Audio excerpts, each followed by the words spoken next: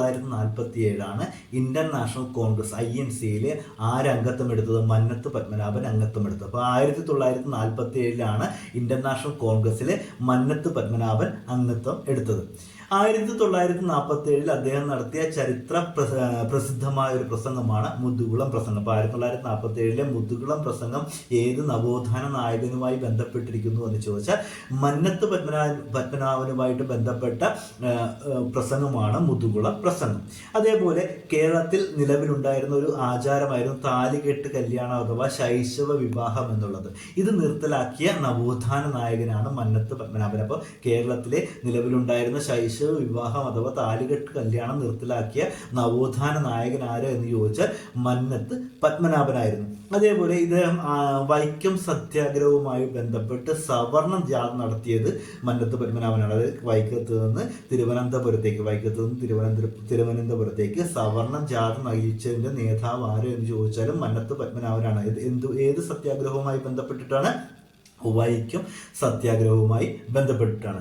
അതേപോലെ അദ്ദേഹവുമായി ബന്ധപ്പെട്ട മറ്റൊരു സത്യാഗ്രഹമാണ് ഗുരുവായൂർ സത്യാഗ്രഹം. ഗുരുവായൂർ സത്യാഗ്രഹ കമ്മിറ്റിയുടെ പ്രസിഡന്റ് ആയിരുന്നത് ആരാണ്? മന്നത്ത് പത്മനാഭൻ. ഗുരുവായൂർ സത്യാഗ്രഹ കമ്മിറ്റിയുടെ പ്രസിഡന്റ് ആയിരുന്ന കേരളീയ നവോത്ഥാന നായകനാണ് മന്നത്ത് പത്മനാഭൻ. അതുപോലെ വൈക്കം സത്യാഗ്രഹവുമായി ബന്ധപ്പെട്ട് സവർണ ജാഥ നയിച്ചതും ആരാണ്?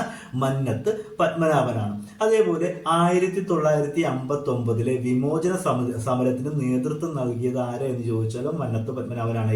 അന്നത്തെ ഗവൺമെന്റ് ആരാണ് ഭരിച്ചിരുന്നത്? EMS. അപ്പൊ 1959 EM സർക്കാരിനെതിരെ വിമോചന സമരത്തിന് നേതൃത്വം നൽകി ജീവശിഖ യാത്രയ്ക്ക് നേതൃത്വം നൽകിയതും ആരാണ്? മന്നത്ത് പത്മനാഭനാണ്. അതേപോലെ